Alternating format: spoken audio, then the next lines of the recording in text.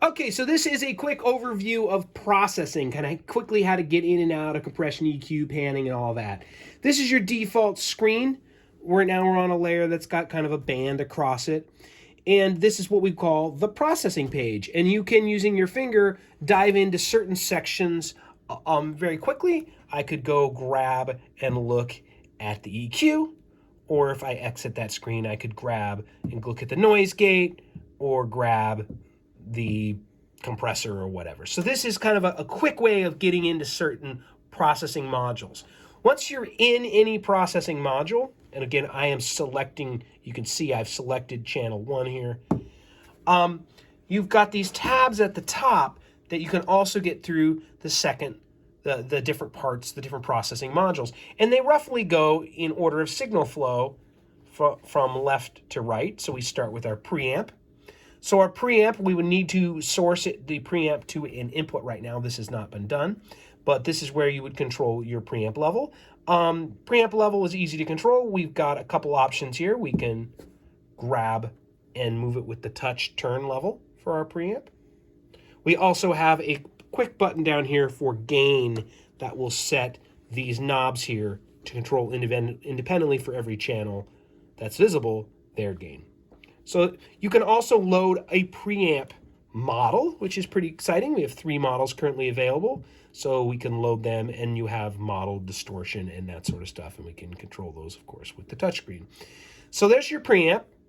Filter, next thing, and this is just your high and low pass filters, and they are easy to configure as well and adjust. We can click on it and use our touch turn to get in and out of it.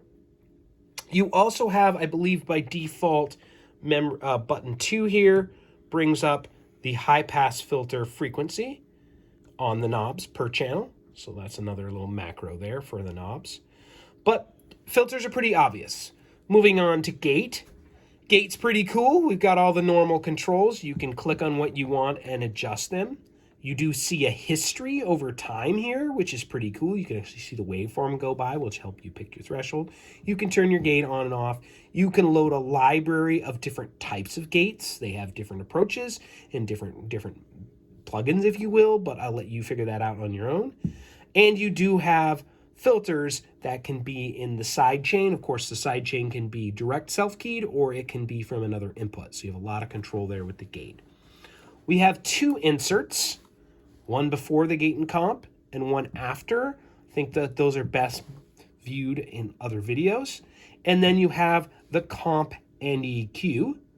Comp, similar thing to the gate, where how you can adjust your controls by clicking on them and touch turning.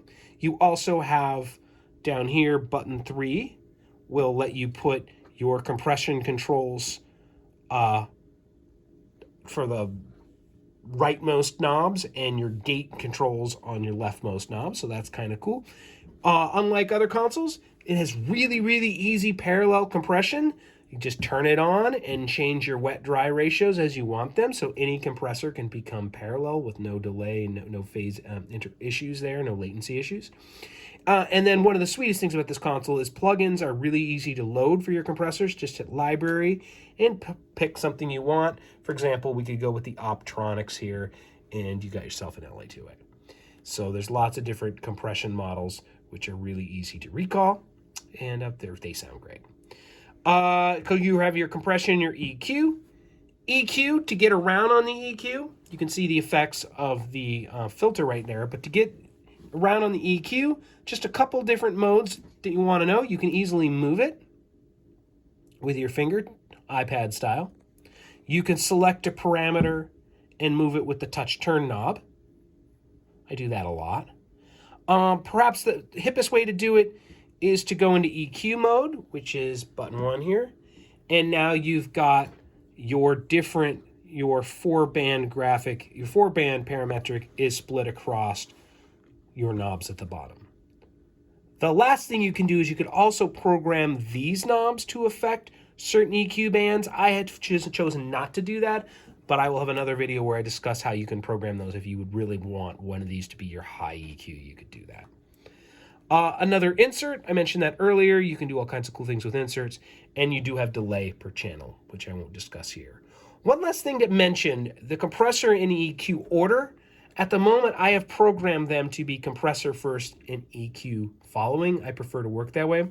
But you do have a way you can change that. If you hold options down, channel options, you can change the order. Do you want your PEQ to come before the compressor?